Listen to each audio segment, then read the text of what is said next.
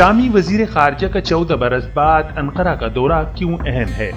شام اور ترکیہ کے مابین کن امور پر گفتگو کی توقع کی جا رہی ہے اور نئی شامی حکومت سے ترکیہ کے کیا مراسم ہیں؟ ان تمام کی تفصیل شامل ہے اس رپورٹ میں، ویڈیو آخر تک ملاحظہ کریں۔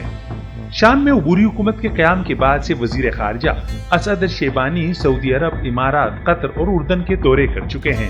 5ویں دورے میں وہ ترکیہ پہنچیں گے۔ یہ کسی بھی شامی وزیر خارجہ کا 14 برس بعد انقرہ کا پہلا دورہ ہے۔ یہ بات بھی انتہائی اہم ہے کہ 2 ہفتوں میں عرب ممالک کے دوروں کے بعد وہ کون سے معاملات ہیں جن کو الشیبانی ترک حکام کے ساتھ زیر بحث لانا چاہتے ہیں۔ شامی وزیر خارجہ ترکیہ کے دارالحکومت انقرہ میں اپنے ترک ہم منصب حاقان فیدان سے ملاقات کریں گے۔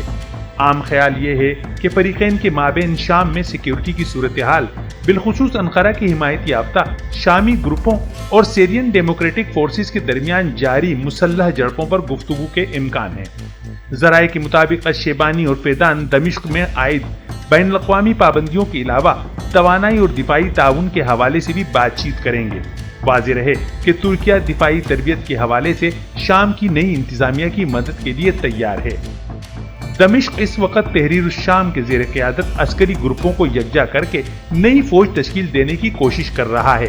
واضح رہے کہ انہی گروپوں نے اس آپریشن میں حصہ لیا جس کے نتیجے میں سابق صدر بشار الاسد کی حکومت کا خاتمہ ممکن ہوا۔ ذرائع کے مطابق الشیبانی کا دورہ انقرہ ترک صدر رجب طیب اردوان کے دمشق کے دورے کی راہ بھی ہموار کرے گا۔ توقع کی جا رہی ہے کہ اردوان احمد الشرع کی جانب سے انقرہ کے دورے سے پہلے دمشق کا دورہ کریں گے۔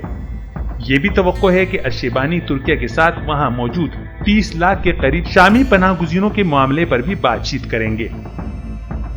دمشق میں اس وقت سفارتی سرگرمیاں عروج پر ہیں، جہاں اٹلی، فرانس اور جرمنی کے وزرائے خارجہ دورہ کر چکے ہیں۔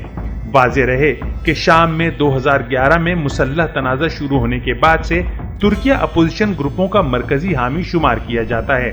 نئے شامی حکام کے ساتھ اس کے مضبوط تعلقات ہیں۔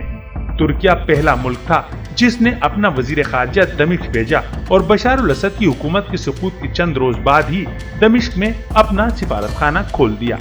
امید ہے آپ کو یہ رپورٹ پسند آئی ہوگی۔